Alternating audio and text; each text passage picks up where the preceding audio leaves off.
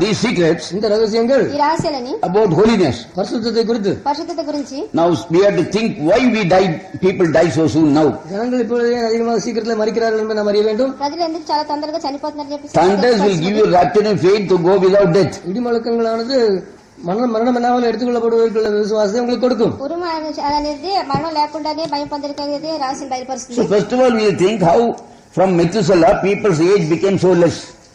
முதலாவதாக மெத்துசலா முதல் ஜனங்களுடைய வயது ஏன் குறுகி கொண்டே வந்தது என்பதை நாம் பார்ப்போம். మొదటిగా మెతుసల దగ్గర నుంచి ఎందుకు ఆ వయసు ఎందుకు తక్కువైపోతుందని చూసుకోవాల్సినది. You will find out that everything because they disobeyed the word of God, the death came quicker and quicker and quicker. ஜனங்கள் தேவனுடைய வார்த்தைக்கு கீழ்ப்படி அவருடைய வாழ்க்கை காலம் குறுகி கொண்டே வந்ததென்னை நீங்கள் பார்க்கலாம். ప్రజలు దేవుని యొక్క వాక్యం సరిగ్గా లోబడకుండా ఉండబట్టి ఆ విధంగా వయసు అంతా తగ్గిపోతూ వస్తుంది. So when it came to Gentile age, పురజాతీయుల కాలத்துக்கு வந்த பொழுது అన్యజనుల కాలంకి వచ్చినప్పుడు then they brought this atonement.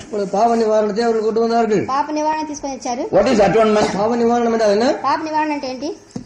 God take on our sins, karma, and we get out His holiness. தேவன் நம்முடைய கர்மத்தை எடுத்துக்கொள்கிறார், நீக்கி போடுகிறார், நாம் அவருடைய பரிசுத்தத்தை பெறுகிறோம். దేవుడు మన పాపాల కర్మనంతా తీసుకొని ఆయన పరిశుద్ధత మనం పొందుకుంటున్నాం. That is, we are imputing sin into God. அப்படின்னா நாம் தேவனுக்கே நாம் குற்றத்தை சுமத்துகிறோம் என்று அர்த்தமாகிறது. దేవుడికి ఆ పాపం మనం ధరింపజేస్తున్నాను అర్థం. So that's a sin unto death. அது மரணத்துக்கு ஏற்ற பாவம். అది మరణం గురించి వచ్చిన పాపం. அப்ப இவங்க என்ன செய்றாங்க? వీళ్ళు ఏం చేస్తున్నారు? They take and impute sin in God and they die quickly.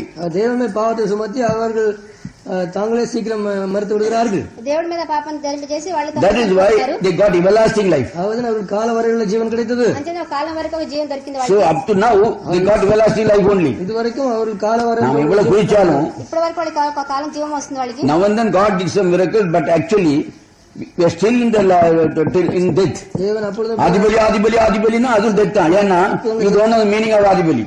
ఆదిబలి అర్థం చేసుకుంటే అలా అరిసినట్లయితే దాని